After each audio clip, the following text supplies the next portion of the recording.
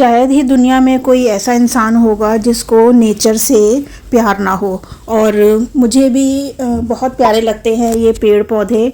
और इनफैक्ट मेरे को तो इतना ज़्यादा शौक़ है ना, तो ऐसा लगता है मुझे कि एक पूरा मैं बगीचा बना लूँ अपना, या किचन गार्डन होता है ना। मुझे सब्जियां उगाने का भी बड़ा शौक़ है और कई बार मैंने उगाई भी हैं, लहसुन, प्याज और ये भिंडी, करेला, इस तरीके की सब्जियां मैंने, हाँ आलू भी लगाए थे मैंने एक बार।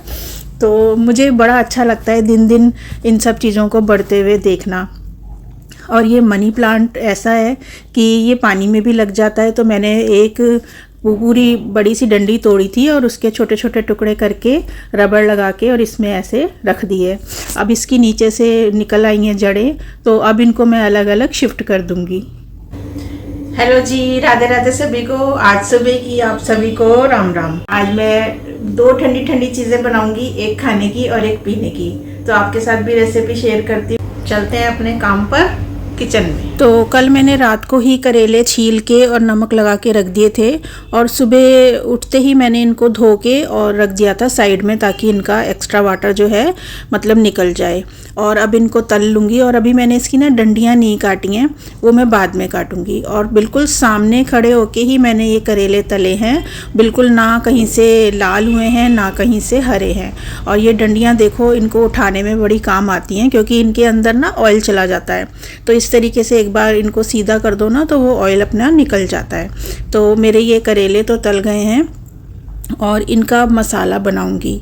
और जब से मैंने ये करेले इस तरीके से बनाने शुरू करे हैं ना, तो मेरे तो बच्चों को बहुत पसंद आते हैं ये वाले करेले। तो मैं अब ज़्यादातर इसी तरीके से बनाती हूँ।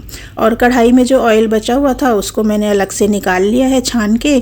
और अब मैं करेले में डाल रही हूँ प्याज। इसमें सौंफ का तड़का लगता है। और आज मैंने इसमें डाली है थोड़ी सी अमिया और एक टमाटर। और मसाले वही हैं जो मेरे डलते हैं, धनिया, मिर्ची, नमक, हल्दी। और उसके जो मैंने छिलके छीले थे ना, वो भी मैंने इसी के अंदर डाल दिए हैं। तो एक बार थोड़ा सा जैसे भाप लग गई है 2 मिनट की, उसके बाद ये बिल्कुल नरम पड़ जाते हैं। बहुत ज़्यादा भूनने की इनको ज़रूरत नहीं पड़ती। और अब ठंडा होने के लिए इनको रख दूँगी। जैसे ही ये ठंडे होंगे तो अपने तले हुए करेलों के अंदर इनको भर दूँगी। और इस तरीके से करेले बनाओ ना, तो ये देखने में भी सुंदर लगते हैं। बजाय कि हम जो मसाला भर के और फिर तलते हैं ना, तो आधा मसाला तो कढ़ाई के अंदर ही निकल जाता है। तो मुझे तो यही करेले सही लगते हैं। और उतना ही साइज़ में लेके आती हूँ करेलों का जितना कि एक बार में लग जाए इंसान का। और जो मसाला बचा हुआ है ना, इसको भी वैसे ही रोटी पे रख के खा लेंगे, क्योंकि इसके अंदर भी करेले के छिलके मिक्स है ना। हाँ जी भारती जी। हाँ जी, क्या मैं इंतजार ही कर रही थी, तुम्हारा आने ही वाले होंगे तुम। तो अब टाइम हो गया ना जाने का ऑफिस, तो आना तो था ही ना। देखो आज मैंने बनाए हैं भरमा करेले, ठीक है। हाँ जी। साथ में बनाई है दाल। ये कौन सी दाल है? लाल वाली। थोड़ा सा प्याज। ओके। और ये बनाए हैं मैंने रोटी और पराठे। ठीक है। आलू की सब्जी नहीं बनाई आज? अरे अभी ये दाल और करेला बना दिया, अभी तुम्हें आलू की सब्जी भी चाहिए? तो वो तो रोज बनती है ना, मैं इसलिए पूछा। रोज कोई नहीं बनती है, पहले बनाती थी मैं रोज। ओके। अब नहीं बनाती मैं। चलो ठीक है। और मुझे तो ये करेले वैसे ही इतने स्वाद लगते हैं। मैंने तो दाल वाल कुछ भी साथ में नहीं ली है, सिर्फ करेला लिया है और रोटी ली है। और इसी से मैं रोटी खा लूँगी। और करेले का साइज़ भी अच्छा खासा है, मतलब मेरी पूरी दोनों रोटी एक करेले से निपट गई। और बहुत ही टेस्टी बने थे ये, खट्टे खट्टे। आज अम्बिया डाली है ना इसके अंदर, तो और खट्टे खट्टे बने हैं ये। हमेशा मैं अम्बिया नहीं डालती, टमाटर या अमचूर ही डालती हूँ, पर आज के करेले बहुत टेस्टी बने थे। गर्मी अब बहुत ज़्यादा हो गई है। अब सुबेरे जब जिस टाइम पर खाना बनता है ना, तो ऐसा लगता है कि बस अभी कर लो सारा दिन का काम जितना भी है शाम तक का, और इसके बाद अब किचन में ना जाना पड़े। लेकिन वही वाली बात है, हमें किचन नहीं छोड़ती और किचन को हम नहीं छोड़ते। और अभी दिमाग में आ रहा है मेरे बैठे बैठे कि थोड़ा सा ना चलो कस्टर्ड बनाते हैं। तो मैं आम लेके आई थी और इसको मैं छील रही हूँ आम को। और ना शुरू शुरू में जो ये आम आते हैं ना, तो खट्टे खट्टे से आते हैं, लेकिन ये वाले आम ना मीठे हैं। तो मैंने कहा चलो इसको कस्टर्ड में डालेंगे। तो मैंने इस तरीके से कट लगा के इनको काट लिया है। 2 आम लिए हैं मैंने, और एक आम को तो मैंने इस तरीके से काटा है, और बाकी जो अभी बहुत अच्छे अच्छे पीस होंगे ना इसके, उनको अलग कर लूँगी, और जो छोटे छोटे से पीस हैं ना उनको अलग करके पीस लूँगी और कस्टर्ड में वैसे मिक्स करूँगी। देखो ये बड़े बड़े जो पीस हैं ना ये वैसे अच्छे लगते हैं कस्टर्ड में डले हुए, और जो बाकी ये छोटे वो मोटे से हैं ना अजीब अजीब से, इनको पीस लूँगी। दूध उबलने के लिए रख दिया है, और फुल क्रीम मैंने दूध लिया है कस्टर्ड बनाने के लिए, और कस्टर्ड पाउडर लिया है 2 चम्मच अच्छे से भर के। और ठंडे दूध में इसको मिक्स करना होता है, गर्म दूध में तो ये एकदम से गुठली सी पड़ जाती है इसके अंदर। तो दूध उबल गया है, अब इसके अंदर मैं डालूँगी चीनी। 1 कड़छी मैंने इसके अंदर चीनी डाली है।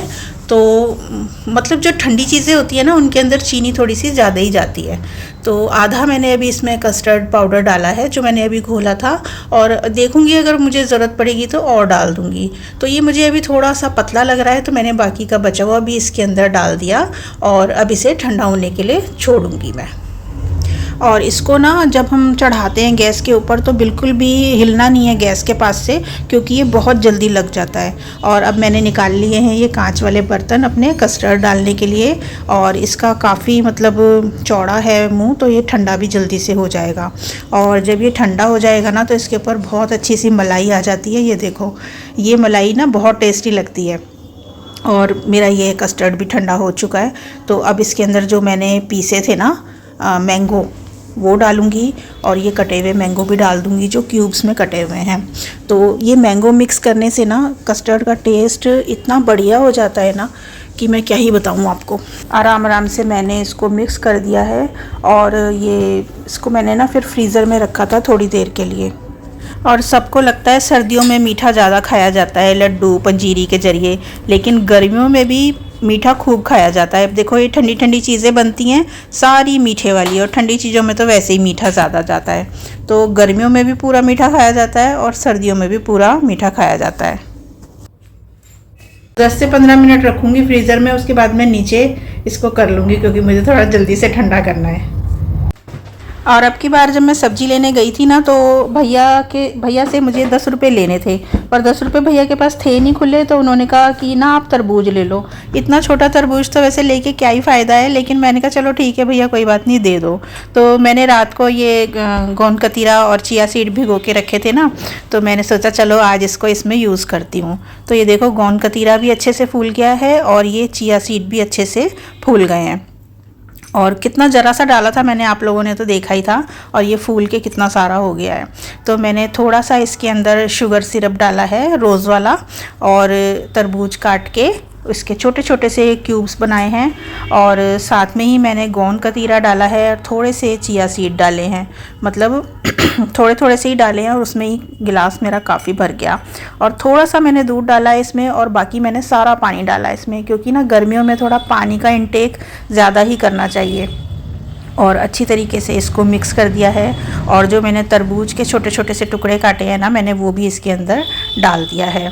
तो ये बहुत अच्छा सा एक ड्रिंक बन गया है। आप घर में बनाओ और अपने बच्चों को भी दो और ख़ुद भी पियो। और मेरा देखो कस्टर्ड भी अब ठंडा हो गया है, और अब मैं निकालूंगी इसको सर्व करूंगी। और ठंडा ठंडा है ना तो देख के भी अच्छा लग रहा है, और मैंने बनाया था तो खाया है सबने घर में, तो उनको भी बहुत अच्छा लगा। और देखो कितना अच्छा लग रहा है ना, और गाढ़ा भी कितना हो गया ना, मैंने वो जो मैंगो का पल्प डाला था ना उससे ये और ज़्यादा गाढ़ा हो गया। और बच्चों को अगर ऐसी चीज़ें खिलानी है ना तो सुंदर सुंदर बाउल आपको ला के रखने चाहिए, क्योंकि बच्चों को देखने में सुंदर लगती हैं ना चीज़ें, वो तभी खाते हैं, नहीं तो वो बिल्कुल उनको मना कर देते हैं खाने के लिए। तो हमेशा सुंदर सुंदर कलरफुल लेके आओ बच्चों के लिए, तो वो मतलब देख के ही उनका मन कर जाएगा खाने का। और ये मैंने जो बनाया था ना रात में ही ये पूरा चट हो गया, बिल्कुल एक कटोरी भी नहीं बचा हमारे पास। और इस ब्लॉग को मैं यहीं पर ही एंड करूँगी। वीडियो पसंद आए तो लाइक शेयर सब्सक्राइब करना मत भूलना। और हमारे यहाँ थोड़ा शोर ज़्यादा आता है, मैंने आपको पहले भी बताया हुआ है, क्योंकि हमारा कॉर्नर का घर है, तो जो भी कोई अपनी बाइक या स्कूटी कार मोड़ता है तो हॉर्न तो वो देगा ही देगा। तो इस वजह से हमारे यहाँ थोड़े हॉर्न वगैरह बजते रहते हैं। और आप सब खुश रहिए, मस्त रहिए और व्यस्त रहिए, और जितना हो सकता है बेकार की बातों से बचें और अपने आप में ही खुश रहो। जो आपका टैलेंट है ना, आप उसमें काम करते रहो। मुझे तो ऐसा ही लगता है कि हमें बेकार की बातों में बिल्कुल भी ध्यान नहीं देना चाहिए और अपने को बिजी रखना चाहिए। तो मिलूंगी आपसे फिर किसी और दिन। राधे राधे सभी को।